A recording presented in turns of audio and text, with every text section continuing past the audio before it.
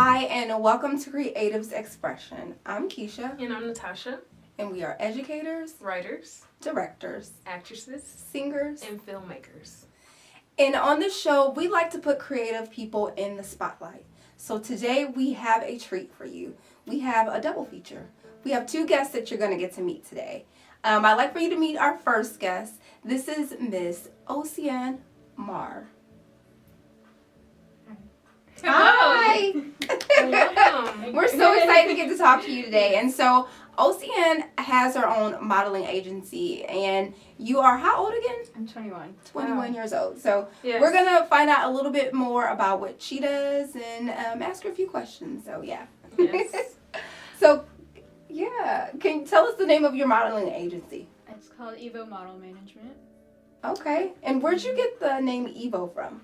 It's a funny story. So my name starts with an O, and then I initially started it with my brother, whose name is Everest. And so we combined our letters to make Evo. So what got you starting into modeling and then eventually owning your own modeling company? I started modeling back in high school when I was 14. I did my first fashion show, and I did a few things back in high school, but then I took a break and I started again in college. And I'm 5'7", so I'm not like the ideal height for a model, and it wasn't really my passion, but I did like the fashion side of the industry, and I liked the business side as well. So I already had a lot of contacts, and I figured I might as well just use them to start my own agency. Mm-hmm. Okay. And you've signed I signed 8 models. 8? Okay. All right, nice. And this company has been going for how many months now? We started in November, so like 4 months. Wow. Okay. Nice. Impressive. Amazing. So for those people who are watching that look at you and say, wow, I would love to do something like this, what advice would you give them? I would say just go for it. I honestly didn't think it would really work or succeed at all. I just had a passion for it, and I just went for it and pretended I had all the confidence I needed when I really, I was doubting myself the whole time. So just put on a brave face and do it. Mm-hmm. Okay. I like that message. Just do it. So, putting this together, have you found that you've come across any obstacles or challenges or anything that's kind of stopped you or gave you any kind of problems? For sure. There's a lot of drama in the industry between agencies even. I've had issues with other local agencies who've tried to take my models and all that stuff. Wow. So I've definitely had some obstacles. I've had issues with parents who want to change up my contract, and little obstacles like that. But. So how have you been able to still push past that and keep going with your business? I think once I got started, I had a foundation laid out. I had enough going for me where even with those obstacles hitting me, I knew that I had enough going that I didn't have to. I had too much going for me to just give up. Mm-hmm. So you believed in yourself and what you were kind doing. of. Yeah. How cool. Are there any upcoming fashion shows or anything like that you have for your models? None that I'm personally hosting. They may be walking in Austin Fashion Week and local shows around town, but my main job is to develop them as models, develop their portfolios, and then I try and get them signed with larger agencies in other areas such as New York, LA. So you basically help your models connect with Right. other. Okay. Very cool. There's an inspiring model who's watching and they're interested in joining your agency or getting into the model industry. What are some things that they should start out doing? Definitely check out my website, Mhm. evomodelmanagement.com. Okay. And there's a whole section on how to contact me and how to submit your photos. Mm-hmm. Okay. Okay, so for our next part of our episode, you get to meet Oceane's brother, Everest Marr. And he's a photographer, so that's what we're going to go to next. We have with us today Mr. Everest Marr. And so this is going to be part 2 of the episode we did with Miss Oceane Marr. And so we are gonna get to see a little bit of what Everest does. So hi Everest. Hi, Everest. Hello. How are you? Good, how are you? Good. Thank you for being on our show today.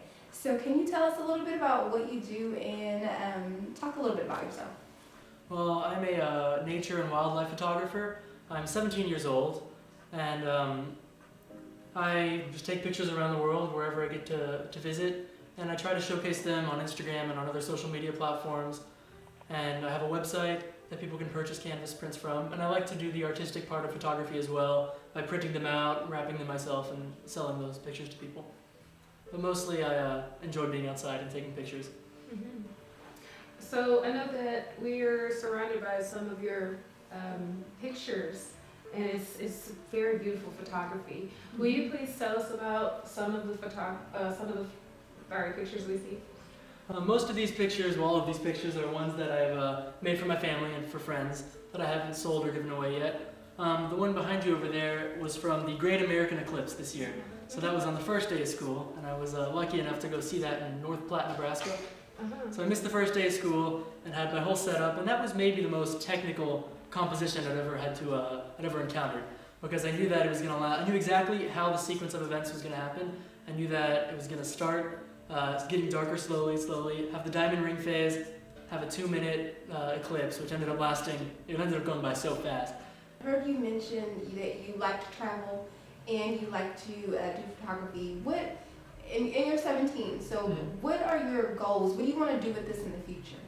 Well, I'm looking right now at college, of course. I'm a junior in high school, and I've really been adamant about having a gap year. I really want to take a gap year and drive around North America, kind of just living out of my car, and just really experiencing the real sort of National Geographic photographer life of spending as much time in the wilderness as possible. And I just want to build up a portfolio. And my goal eventually is to work for National Geographic or similar. And I've been submitting a lot and talking with some National Geographic photographers, but they're very selective, so I know it's an ambitious goal. But I'm definitely excited to enter the atmosphere and take as many pictures as I possibly can to try to rise to the top. Wow, that's extremely ambitious. That's very cool. Yes. And so you do own right now your own photography company. I have my website. I just call it Everest Photography. It's everestmar.com, and I just showcase some of my best pictures and try to lay them out in a format that's easy to see. And I have a few tabs where I have my some sort of like environmental portraits where I take pictures of animals as artistically as I can. And then I have an on location tab where you'll see these pictures, because these are mostly from places around the world, less specific to a certain species. And I like to use that website to try to promote my messages to promote conservation and exploration.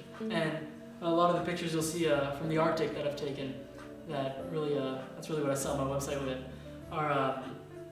are good to show like how polar bears are having to adapt to less icy, less cold conditions, and how the landscape is being affected, and how people are being affected as well. I've been trying to take more and more pictures of people in the same context I do with wildlife, but definitely I prefer the wildlife aspect of it.